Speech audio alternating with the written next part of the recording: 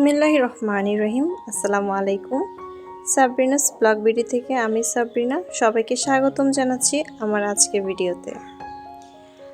আজকের ভিডিওটা একদমই অন্যরকম একটা ভিডিও নিয়ে আপনাদের সামনে হাজির হয়ে গেলাম। আজকে আমি যে ভিডিওটা শেয়ার করছি আমার ছোট্ট কিচেনের একটা কোণার একটা ট্যুর নিয়ে আপনাদের সাথে চলে আসলাম। নারী কিসে আটকায়? আমার মতে নারী তার ছোট্ট শখের কিচেনে আটকায়। আপনাদের মতে কি আমি জানি না, তবে আমার কাছে মনে হয় যে আমার কিচেনটাকে আমি কিভাবে সাজাবো, কিভাবে সাজালে সুন্দর লাগবে, আমার মনের মধ্যে সবসময় এটাই ঘুরে। কিন্তু মনের মতো করতে এখনো পারিনি, কোনোভাবে মনে হয় যে মনের মতো করতে পারছি না। আর এক একবার এক এক রকম করে আমি ডেকোরেশন করি কিংবা পরিবর্তন করে দেখি। কয়েকদিন ভালো লাগার পর আবার মনে হয় যে না, একটু অন্যরকম করে দিলেই মনে হয় বেশি সুন্দর লাগবে। তো যেই ভাবার সেই কাজ, ভাবতে দেরি হলেও করতে আর দেরি হয় না। খাওয়া দাওয়া শেষ করে আর অন্য কাজের কথা চিন্তা করিনি। ঘরের অবস্থা খুবই খারাপ ছিল, কিন্তু ঘরের কাজ করতে গেলে এই কাজটা আবার পিছনে পড়ে যাবে। ওই যে বললাম না, ভাবতে দেরি কিন্তু করতে দেরি হবে না।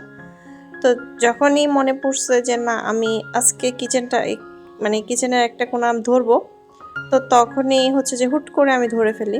বাচ্চারা খেলছিল, তো দেখা যাচ্ছে যে প্রিপারেশন নিয়ে যদি আমি এই ঘষা মাজা করতে যেতাম তাহলে আমার কাজটা আরও এক পাশেও হতো না।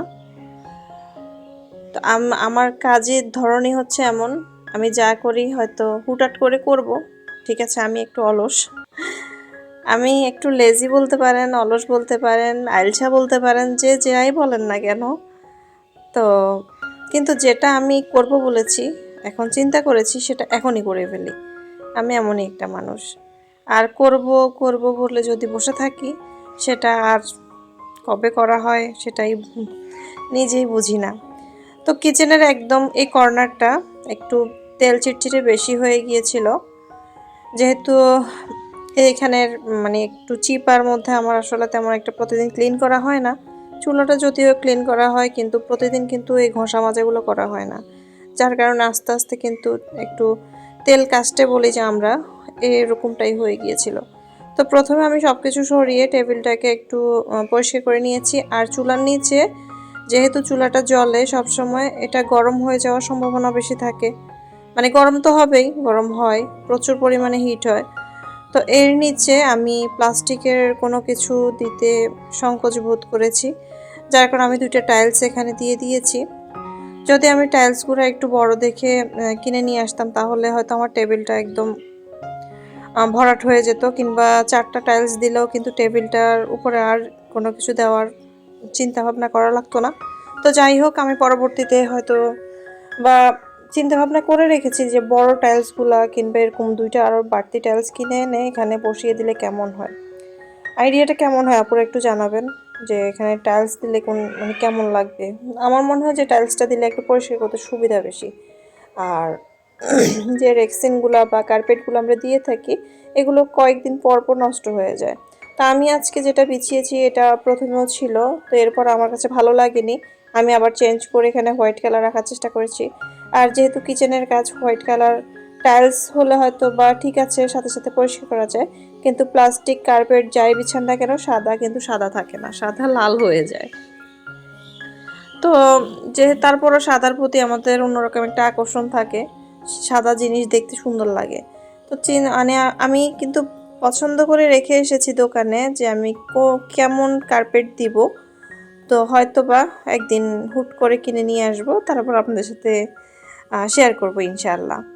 আর এইদিকে হচ্ছে যে আমি যে কৌটাগুলো আছে সেগুলোকে উপর দিয়ে পরিষ্কার করে নিচ্ছি। ভিতরে জিনিস আর ঢালাঢালি করি নেই। আমি আরও একটা ভিডিওতেও এরকম দেখিয়েছিলাম, আমার কাছে মনে হচ্ছে এটা ইজি লাগে।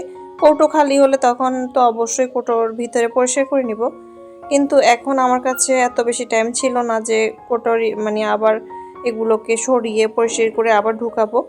2টা বাচ্চা যেহেতু ছোট ছোট আছে, বুঝতেই পারেন যে কতটা পরিমাণ হ্যাসেল পোহাইতে হয় আমাদেরকে। তো যখন আমি কাজ করতেছিলাম তখনও আমার বাচ্চারা অনেক বেশি দুষ্টুমি করতেছিল, অনেক বেশি, মানে কি বলবো। যদিও আমার ওরা যদি তখন একা থাকতো তাহলে আরও বেশি দুষ্টুমি করতো।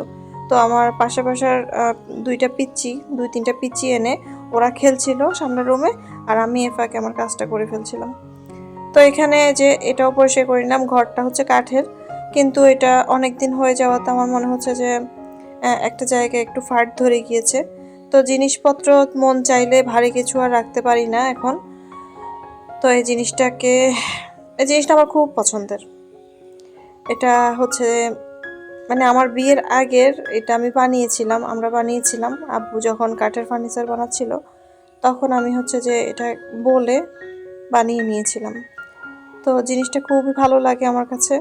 ইনশাল্লাহ আশা আছে, ইচ্ছা আছে, আমি এরকম আরও কয়েকটা একটু মোটা কাঠ দিয়ে বানিয়ে নিব।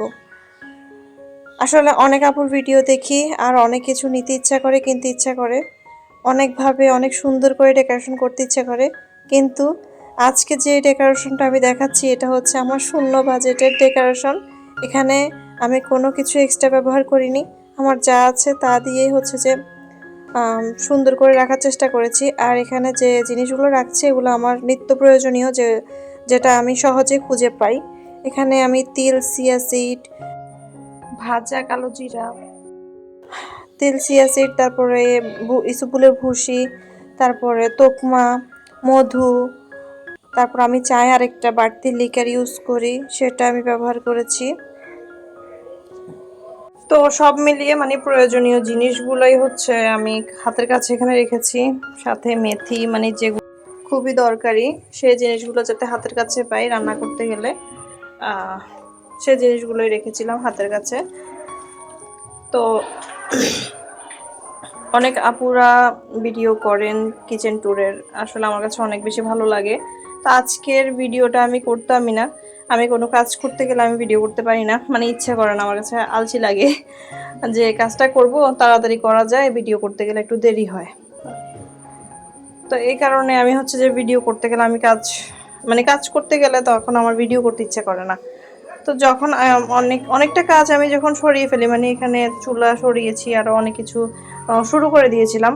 তো এক পর্যায়ে মনে হলো যে না, আজকের কাজটা হয়তো আমি আবার 1 মাসেও ধরবো না, কেননা আমাকে আবার ডিপ ক্লিন করতে হবে না তো তাড়াতাড়ি। তো আজকে একটু শেয়ার করে ফেলি, তা না হলে অনেক বেশি লেট হয়ে যাবে, আমি কিচেন ট্যুরের কোনো ভিডিও দিতে পারবো না।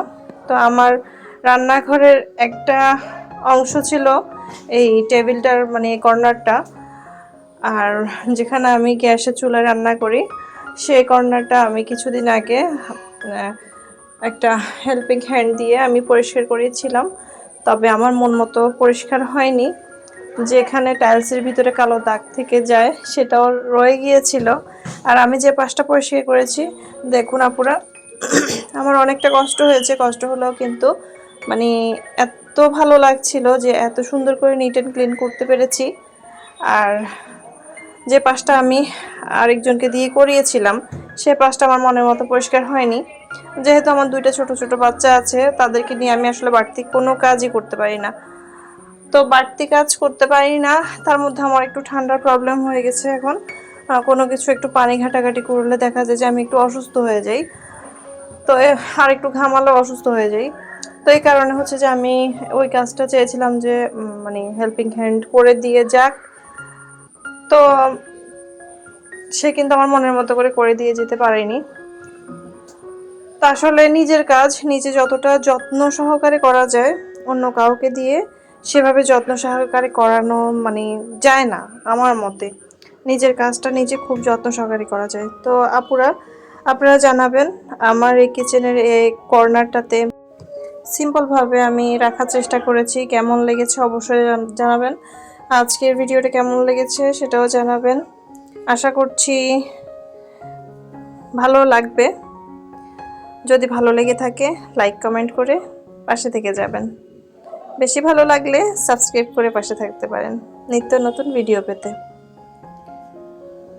তা আজকে এ পর্যন্ত, ফিরে আসবো নতুন কোনো ভিডিও নিয়ে। সে পর্যন্ত সবাই ভালো থাকবেন। আল্লাহ হাফেজ।